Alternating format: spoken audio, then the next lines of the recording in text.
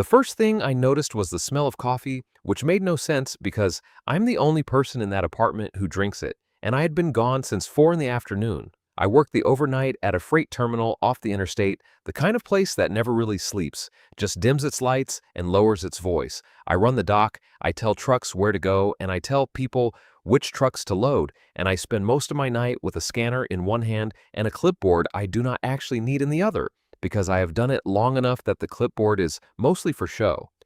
11 years now, long enough that I can tell from the sound of an engine in the lot whether a driver is going to be a problem before he ever rolls down his window. It is steady work, it is loud work, and it is the kind of work that sends you home at 6 in the morning smelling like diesel and cardboard, too tired to think, which on most days is the entire point. I like the not thinking. That is a thing I have learned about myself over the years. Some men work to build something. I work so the inside of my head will go quiet for 8 hours. There is a difference, and I am not proud of the difference, but I have stopped pretending it is not there. That morning I came up the back stairs the way I always do, 2 at a time out of habit, keys already out, and I stopped on my own threshold because the apartment did not feel like mine. The lamp by the window was on, low, warm, the one Wren had clicked on the night she moved her 2 suitcases into my spare room and said it was just for a little while, just until she figured out where the rest of her life had gone. The little while had been 3 weeks. I had not minded a single day of it. I had, in fact, started looking forward to the part of the morning where I came up the stairs and the place was not empty, which was a new thing, because for a long time the empty had been a feature, not a flaw. But the coffee, that was new. I pushed the door the rest of the way open, and there she was, standing in the middle of my living room on the old runner rug, barefoot on the wood floor, holding a mug she had no business knowing how to find, because that mug lives in the back of the cabinet behind the good glasses, and I am the only one who knows it is there. It was my mother's mug, the one with the chip on the handle that I will never replace and will never use, that I keep behind the good glasses precisely so I will not have to look at it on an ordinary Tuesday and feel the floor tilt. Wren did not know any of that. She just went looking for a mug at 5 in the morning and reached past everything easy to find the one I'd hidden, which is a thing she does, reaches past the easy thing without knowing it's the easy thing and finds the one that matters. She has done it to me too, reached past every easy version of me and found the one I keep behind the good glasses, and she was wearing my shirt. Not a shirt that looked like mine, the faded gray one with the collar gone soft, the one I had been looking for 2 days and had quietly decided the dryer at the laundromat had eaten. It hung off her like a dress, past her hips, the sleeves down near her elbows, and she had it bunched up in one fist near her chin like she had been caught doing something and could not decide whether to be sorry about it. "You're home early," she said. "It's 6," I said. "I'm home exactly when I'm always home." "Then I'm up early." She took a sip of the coffee like that settled it. I stood in the doorway with my jacket half off one shoulder. I did not know where to put my eyes. I am not a man who knows what to do with his hands when something tender is happening in front of him, so I did what I always do, which is reach for the dumbest available joke. "That's my shirt," I said. "Is it?" She looked down at herself like she was noticing for the first time. She was not noticing for the first time. "Pretty sure I've owned that shirt since before we met. Pretty sure you left it on the bathroom radiator, and pretty sure it was warm, and pretty sure I was cold." She lifted the bunched collar back up toward her face, and she did this thing where her shoulders came up just a little, and she pressed the fabric to her nose, and she breathed in, and then she smiled at me over the top of it, and she said it. "It smells like you." I want to be honest about what those 4 words did because I have spent a lot of nights on a loading dock pretending they did nothing. They knocked the wind out of me. I had known Wren for 6 years. We met because her car died in the warehouse parking lot at 2 in the morning, and I was the only person dumb enough to be standing outside on my break, and I jumped to the battery, and she bought me a gas station coffee to say thank you, and then we stood by her ticking, recovering engine and talked until the sky went gray. That was it. That was the whole origin. 2 people who should have driven off in opposite directions and instead became the person the other one calls first.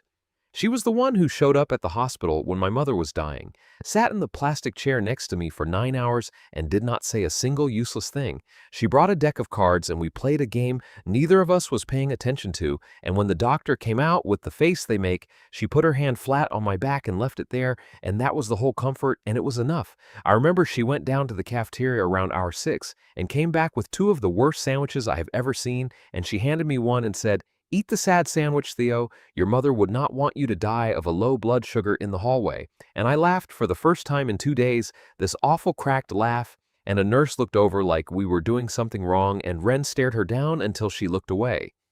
That is who she is. She will fight a stranger on your behalf in a hospital corridor, and she will not be able to fight for herself in her own kitchen. I did not understand that contradiction for years. I understand it now.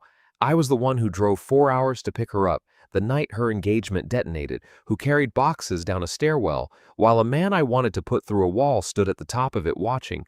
We did not say much in the car on the way home. She slept against the window for the first hour and woke up somewhere around the state line and said, very quietly, "Did I do the right thing?" And I said, "Yes." And she said, "How do you know?" And I said, "Because you're asking me in my car at 3 in the morning instead of asking him in his kitchen."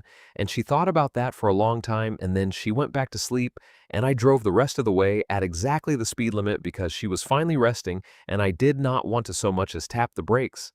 We had a rule, unspoken, the way the best rules are. We did not cross the line. Crossing the line meant risking the one thing neither of us could afford to lose, which was each other.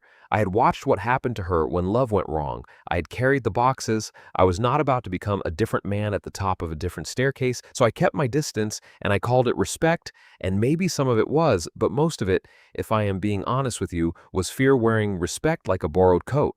So I had taken everything I felt about Wren Delgado, and I had folded it up small and put it in the back of the cabinet behind the good glasses where nobody looks. And now she was standing in my living room with her face in my shirt, telling me it smelled like me and the cabinet door was hanging open, and I had no idea how it got that way. "You want some?" she said, tipping the mug toward me. "I made it strong. I don't know how you drink it, but I figured strong was safe." "Strong's right." I finally got my jacket the rest of the way off and hung it on the hook by the door, which gave my hands something to do. "You're up." "You're never up at 6. "Couldn't sleep." "You sleep like it's a competitive sport." "You once slept through a fire alarm." "That was a drill, and you know it was a drill." "You didn't know it was a drill. You were unconscious. I had to come stand over you and yell.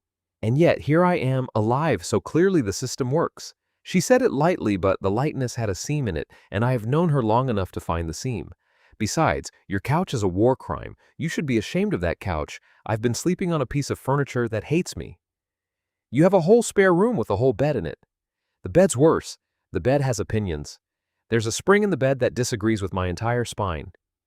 She turned away and went into the kitchen, and I knew the bit about the couch and the bed was true and also a thing she was hiding behind, because she always gets funnier the closer she gets to. Something she doesn't want to say. The volume of the jokes is a tell. I learned to read it years ago. I heard the cabinet open, the good glasses clink, and a second mug come down and the coffee pour, and I stood there in the middle of my own apartment, feeling like a guest in it. She came back and handed me the mug, and our fingers did the thing where they touch a half-second longer than the handoff requires, and we both pretended that was just the angle. "So," I said, because I am brave on a loading dock and a coward in my own living room. "The shirt." "What about it?" "You raided my laundry. I borrowed one item of clothing from the radiator. It was an emergency. I was experiencing a cold." She sat down on the arm of the couch, my shirt riding up over her knees, and she pulled it back down with the absent ease of someone who has worn a thing many times, and that was the detail that got me. That was the thing I could not joke my way past. This was not the first morning. This was just the first morning I had come home early enough to catch it. "How long?" I said. She looked at me. "How long have you been wearing my clothes, Wren?" For a second she did the thing she does when she is about to deflect, the little inhale, the smile loading up like a gun. And then she did not.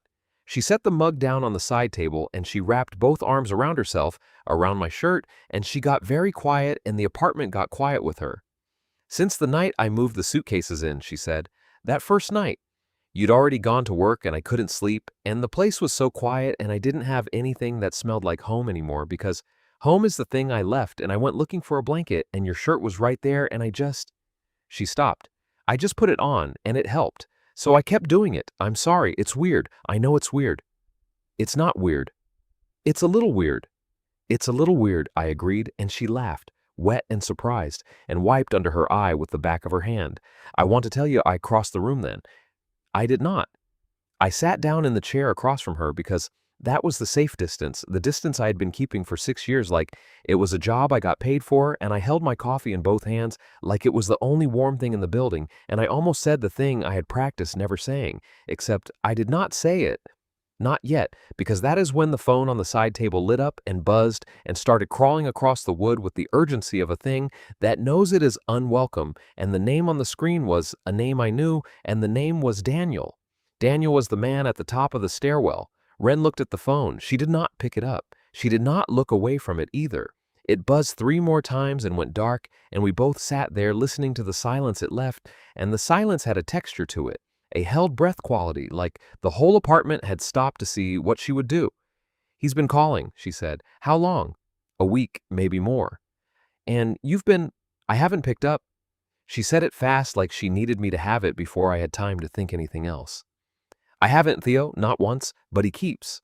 And last night he texted that he was going to come by. My mom's looking for me, and my mom doesn't know I'm here. She thinks I'm staying with a friend from work, and if he goes there, she'll tell him about you, your name, and then he'll—" She stopped. Her hands were shaking around the empty air where the mug used to be. "That's why I couldn't sleep. That's why I put the shirt on. I needed something that felt like it couldn't be taken. I've been angry maybe 4 times in my life in a way that scared me. This was the fifth. It came up slow and cold from somewhere under the diesel and the cardboard, and I had to set my coffee down very carefully so I would not crack the mug." "What does he want?" I said. "He says he wants to talk. He says he just wants to talk, and that I owe him that I can't just disappear, that we were going to spend our lives together and I don't get to erase him." She laughed again, but there was nothing in it. "He always knew how to make leaving him sound like a crime. That was the trick. By the time you wanted out, he'd already convinced you that wanting out made you the villain. You'd spend the whole fight apologizing for needing the exit. I once apologized to that man for crying. Think about that. I cried because of something he said, and then I apologized for the crying because the crying was inconvenient for him, and he accepted the apology. He accepted it, Theo, like it was owed. That's not love. That's accounting. It felt like love. That's the part nobody tells you. It doesn't feel like a cage going up. It feels like being known. He paid so much attention to me. I'd never had anyone pay that much attention. It took me a year to figure out the attention was inventory. He wasn't seeing me. He was counting me, making sure nothing had moved." She wiped her face. "I don't even hate him. That's the worst part. I'm just exhausted by him. Hate would be easier. Hate has an edge you can push off of. This is just tired. You don't owe him a conversation. I know that here." She touched her own chest, my shirt under her hand. "I don't always know it everywhere else. That's the thing he was good at, making me unsure where the line was. I'd wake up some mornings and genuinely not know if I was the one who'd done something wrong. He could rearrange a whole week in my head over a single cup of coffee until the version where he was hurt and I was careless was the only version left standing. He never raised his hand. I want to be clear about that because people always ask, did he? And the answer is no, and somehow that made it harder to leave because I didn't have the bruise to point at. I just had a smaller and smaller life and no way to prove it was being taken from me. "You don't need a bruise to point at," I said. "You think the only real cages are the ones with bars. Some of them are just a quiet voice at a kitchen table making you smaller, one reasonable conversation at a time. That counts. That's a real thing that was done to you. You don't have to audition the damage for me. I believe you." She looked at me like I had said something in a language she'd given up, hoping anyone here spoke. The phone lit up again.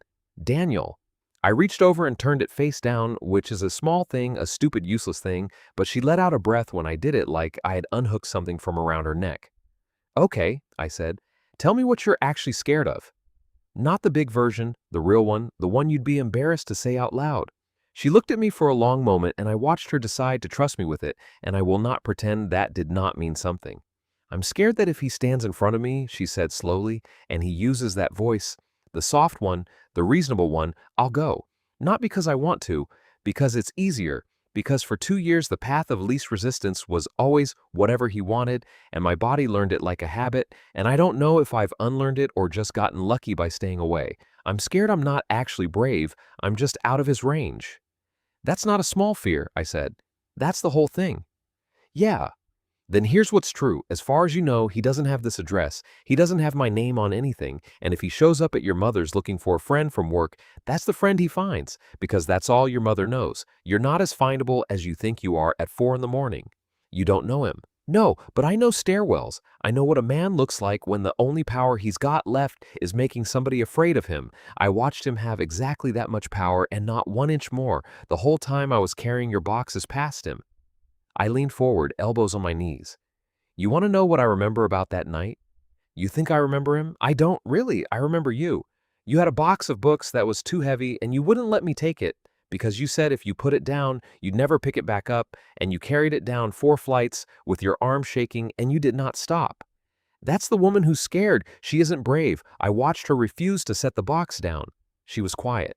He stood there, Wren. He stood at the top of those stairs, and he watched 2 people leave, and he didn't do anything because there was nothing to do. The leaving had already happened. The calls are just the noise a thing makes on its way to being over. She was crying now, not hiding it, the kind of crying that is mostly relief wearing the costume of grief. Why are you so calm? She said. I'm not calm. I'm furious. I'm just better at it, standing still. That pulled a laugh out of her that broke in the middle, and she pressed the collar of my shirt to her face again, but this time it was not a flirt, and it was not a joke. It was a person holding on to the one thing in the room that felt safe, and I finally understood what the shirt had been the whole time. It was never about me, or it was, but not the way my coward heart kept hoping. It was about safety. I was the safe thing, and there is a version of a man who would be disappointed by that, who would feel his hope curdle into something small and resentful, and I decided in that chair, in that gray morning light, that I was not going to be him. She did not owe me a feeling just because I had one.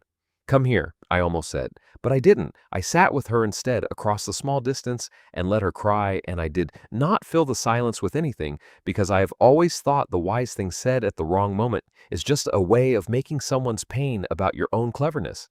So I shut up. I let her be afraid in a place where being afraid was allowed. After a while, the shaking slowed. The coffee went cold on the table. The light through the window went from gray to a thin gold, the kind that means the day has decided to happen whether anybody's ready or not.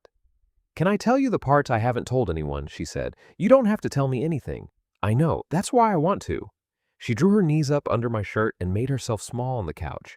Near the end, I used to drive to the grocery store and just sit in the parking lot. I wasn't buying anything. I just needed 40 minutes where nobody knew where I was. 40 minutes where I wasn't being managed, and I'd sit there in the car and I'd think, this is it. This is the most free I get, a parking lot. And I remember thinking that was normal. I'd made it normal. The scariest part isn't what he did. It's how reasonable it all felt while it was happening. You don't notice the room getting smaller if it shrinks slow enough, and then you left.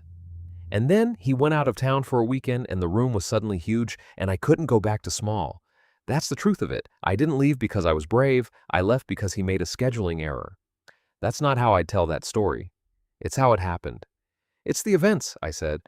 It's not the story. Anybody can have a free weekend. Most people use it to feel guilty and then go home. You used yours to pack. I shrugged. I haul facts for a living, Wren. I know the difference between what's on the manifest and what actually got moved. You moved. She looked at me like I had handed her something she did not know she was allowed to keep. I have to tell you something else, she said, and her voice changed, dropped, went careful. It's the real reason I couldn't sleep. The shirt was true, the fear was true, but there's a thing on top of it. Okay. He texted one more time, after the part about my mom. She pulled back enough to look at me, and her face was wrecked and open, and she had never looked more like herself. He said he found a piece of my mail, before I left. One I'd set up to forward, with a yellow sticker on it, the kind the post office puts on, and this address printed underneath. My name on the envelope, not yours. He doesn't know whose place it is, but he knows the address. He took a photo of it. He sent me the photo. The cold came back up my spine. So I'd been wrong. The thing I'd just told her to settle her down, as far as you know, he doesn't have this address. I'd been wrong while I was saying it, and she'd let me be wrong for a minute because the wrongness was a place to rest. So he does have it, she said. He knows where the building is. He doesn't know it's yours. He doesn't have a name, but he has the door, and a door's enough if he decides to sit outside it. And I've been sitting here in your shirt pretending I was safe when I led him straight to it, and that's why I made coffee at 5 in the morning, because I was going to wake you up and tell you to make me leave. Before he comes, because I will not be the reason something happens to you. I'd rather go back than be that. You're not going back. Theo, you're not going back, and you're not leaving, and you're going to listen to me very carefully now. I took both her hands. They were freezing. He has an address. Okay, so do the police, so does the landlord, who is a former Marine named Gus. who lives directly below us and considers loud men on the stairs a personal insult. You're not alone in a stairwell anymore. That's the whole thing you keep forgetting. You think it's still you and him and a flight of stairs. It's not. It's a building full of people who, the second you ask, are on your side, starting with the one whose shirt you're wearing. You can't just decide to make my problem your problem. Watch me. Theo, that's not fair to you. You didn't sign up for, I jumped your battery at 2 in the morning 6 years ago, I said. I signed up then. I just didn't read the whole contract out loud. She made a sound that was half a sob and half a laugh, and she looked at me for a long time, and then her face changed, did something I had not seen it do before, went soft and terrified in a new direction. You knew, she said quietly, just now. When you said it's never about you the way you keep hoping, you said part of that out loud earlier. You didn't think I caught it. The safe distance, the chair across the room. I had not meant to. I had said some of it to myself, in the chair, and apparently not as silently as I believed. Yeah, I said. There was no point being a coward about it anymore. The cabinet was open. I've been hoping for a long time. It's fine. It doesn't need to be a thing. You need it safe. I'm glad I was safe. That's enough. That's enough, she repeated. It's plenty. She let go of my hands. She stood up off the couch, my shirt swinging around her knees, and she walked to the window where the lamp was still on against the morning, pointless now, and she clicked it off. Then she turned around and the gold light was behind her, and I could not read her face, which I think she did on purpose. It was about the smell at first, she said. I told you the truth. The first night, it was just something that smelled like a place I felt okay in. But you don't keep wearing a thing for 3 weeks because of a smell, Theo. You keep wearing it because of who the smell is. I didn't make coffee this morning to wake you up and ask you to throw me out. That was the story I told myself, so I'd have a reason to be standing here when you walked in. The real reason is dumber and worse. I made it because I wanted to be awake when you got home. I've wanted to be awake when you got home every single morning, and I keep losing my nerve and falling asleep in your shirt instead, and then I wake up at noon furious at myself, and then I do the exact same thing the next night. The freight terminal is the loudest place I know, and I have stood inside the noise of it 10,000 times, and not once has my own heart been the loudest thing in the room. It was now. You picked a hell of a morning to find your nerve, I said. I know, there's an angry man with the address of the building I'm hiding in, and I'm standing here in your laundry telling you I'm in love with you. The timing is genuinely insane. I have the worst timing of any human being alive. It's a little weird, I said. It's a little weird, she agreed, and the laugh that came out of her was the real one, the whole one, the one I had been collecting in pieces for 6 years. Why now? I said. Why this morning? You had 3 weeks of mornings. Because I figured something out at 4 a.m. that I'd been too scared to look at. She crossed her arms over my shirt.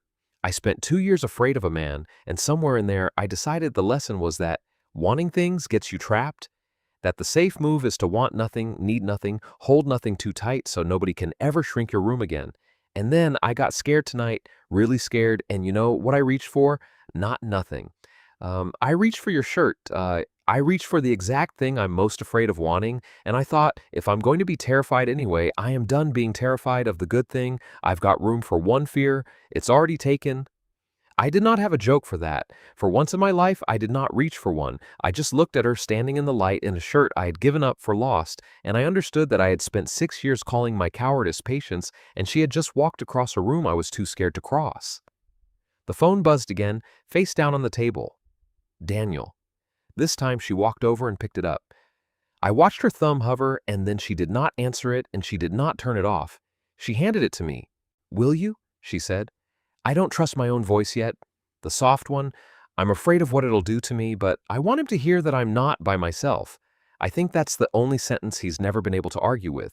He could always argue with me alone. He could never argue with a witness. I took the phone. I looked at it ringing in my hand. I have to tell you, there was a version of me that wanted to say something cruel into it. Something that would feel good for about 4 seconds. I did not do that. Cruelty is just fear that found a target, and I was done being on the frightened side of a stairwell. I answered it. This is Theo, I said. Wren's not coming to the phone, she's not coming back, and she's not alone. There's a man named Gus on the first floor who'd love to meet you if you decide to drive over. So would the officer who's going to have a printout of every text you've sent her this week. You don't have power here. You think you do because you've got an address. An address isn't power, it's just a place. Stop calling this number. There was a silence on the line. I could hear him breathing, deciding which version of himself to be. I did not give him the room to pick. I'm going to hang up now, I said. And you're going to be a man who let her go because that's the only kind of man the story has left apart for. I hung up. I blocked the number. I set the phone down, screen dark, and it stayed dark. The apartment was very quiet. Outside, a truck I did not recognize went by, going somewhere that was not here, and the gold light got a little less thin, and somewhere below us I heard Gus's radio click on for the morning. Tinny and ordinary, the most reassuring sound in the world. "Did your hands shake?" she asked. Just then. "They look steady, but I can never tell with you. You've got the steadiest hands of any nervous person I've ever met." They shook the whole time. "Good," she said. "Mine too. I'm tired of being the only one shaking." I stood up. I crossed the room one more time, the last time I would ever have to count it as a crossing, because after that morning the room stopped having a safe side and a dangerous side and just became the place where we both lived. She was still holding the collar of my shirt, but loosely now, the way you hold something you have decided you get to keep. "Keep the shirt," I said. "I was always going to." "I know," I said. "I'm just glad I finally got to offer it." She put her face against my chest, against the Henley, the one I was actually wearing, the one that smelled like diesel and cardboard and a 10-hour night, and she breathed in, and I felt her smile before I saw it. "This one smells like you too," she said. "That one smells like a loading dock." "Same thing," she said. "To me it's the same thing. It's the smell of the door opening at 6 in the morning. It's the smell of not being alone anymore. You can keep telling me it's diesel. I know what it actually is." I looked down at the mug still in her hand, the chipped one, my mother's, and something in my chest went quiet in a way it had not gone quiet in years. "You found her mug," I said. "Whose?" "My mother's." "That's hers. It lives behind the good glasses so I don't have to see it." I took it gently out of her hand and turned it so the chip faced me. "I haven't let anyone drink out of that since she died. I couldn't have told you why. I just couldn't watch it being ordinary in somebody's hand." Wren went very still. "Theo, I'm so sorry. I had no idea. I'll never—" "No," I said. "That's not what I'm telling you. I'm telling you it didn't tilt the floor. You drank coffee out of my mother's mug at 5 in the morning, and I walked in and the floor stayed level. That's never happened. That's the thing I'm trying to say, and doing badly. You don't make the grief smaller. You just make me able to stand next to it." I put the mug back in her hands, both of mine around both of hers. "Keep using it. She'd have liked you. She'd have found you exhausting, and she'd have liked you, which was her highest compliment." She laughed and it cracked, and she held the mug like it was made of something more fragile than it was, which it was. We stood there a while. I'm not going to pretend I have the words for what that quiet was like. The man who builds things and the man who works for silence finally being, for one morning, the same man, and the silence being full instead of empty, and not needing a single thing done to it. At some point, Gus's radio downstairs started playing something with a horn section, and Wren swayed a little against me without meaning to, just her body remembering it was allowed to move toward things, and I put my chin on the top of her head, and we did not call it dancing, but it was close enough that I've let myself call it that ever since. "I should be terrified," she said into my shirt. "There's a man with our address. By every rule, I should be packing a bag right now." "You can be terrified," I said. "I just signed up to be terrified next to you instead of you being terrified alone in a parking lot. That's the only part of the deal I changed." "That's a really small change." "It's the whole change. It's the only change there is." She thought about that. "Yeah," she said, "it is." We did not solve everything that morning. I want to be straight about that, because I think the clean version does people a disservice. The fear did not evaporate because I made a phone call, and the man did not vanish because I blocked a number. There were harder mornings after that one. There was a lock changed and a report filed, and a lawyer who used too many words and charged for every one of them. There was a night a month later when a car idled too long across the street, and I went down in my socks, and Gus came out behind me with a flashlight, and the car drove off and never came back, and we never knew for sure if it was him, and the not knowing was its own kind of weather we had to learn to live in. There was a morning, maybe 2 months in, a good morning, an ordinary one, when I came up the stairs and she was awake and she had made the coffee and she was wearing her own shirt, one she'd bought herself, and I noticed it and I think my face did something because she looked down at it and then back up at me and said, "I don't need yours every night anymore," and I said, "I know," and she said, "Is that okay?" And I understood she was really asking whether the thing between us had only ever been the shirt, whether she was about to disappoint me by getting better. And I said, "That's the best news I've had in years. That's the entire point. and she crossed the room and kissed me with the coffee still in her hand, and a little of it spilled on the floor and neither of us cared. And that, more than the phone call, more than the speech, is the morning I'd point to if you asked me when she came all the way back. Wren had mornings where the old habit reached up out of the floor and grabbed her ankle, where she apologized for things that needed no apology, and I learned to just wait those out, to not fix them, to let her come back up on her own time. The first few times it happened, I tried to argue her out of it. You don't have to be sorry, stop apologizing, and that only made it worse because now she was apologizing for apologizing, and I figured out that the kind thing was just to say, heard, and keep doing the dishes and let the wave pass on its own. Healing is not a phone call, I know that now. It is 1,000 ordinary mornings stacked on top of each other until the bad one is buried so deep you forget which floor it's on. But none of that is the part I think about. The part I think about is the coffee getting cold and the lamp clicked off against a morning that did not need it, and a woman in my faded gray shirt finding her nerve on the worst possible day to find it and choosing to find it anyway. I had spent 6 years keeping the most honest thing in my life folded up small and hidden in the back where nobody looks, telling myself the safe distance was the kind one, telling myself patience when it was only ever fear in a nicer coat. Turns out somebody had been looking the whole time. She just needed something that smelled like home to work up the courage to say so, and I needed her to say it first because I was never going to. I'd have carried that shirt to the laundromat and back for the rest of my life and called it friendship. Hey, she's the brave one. She'll tell you she only left her marriage because of a scheduling error, and she'll tell you she only said it that morning because she'd run out of other fears to spend, and both of those are the events. Neither of them is the story. The story is that the most frightened person in the building walked across the room, twice if you count the parking lot, and I was lucky enough to be standing on the other side of it, holding a cold cup of coffee, finally out of jokes. So here's what I keep wondering, and maybe you know better than I do. How many people are out there right now, folded up small, sitting in the chair across the room from the exact thing they're afraid to want, telling themselves the safe distance is the kind one? If there's somebody who feels like home to you, I'd love to hear how you finally found the nerve to say it out loud, or what's still keeping you in that chair. Tell me down below, the real version, not the manifest, and if this one sat with you the way it sat with me, give it a like and stick around because I've got more of these and I'd be glad to have you here for the next one.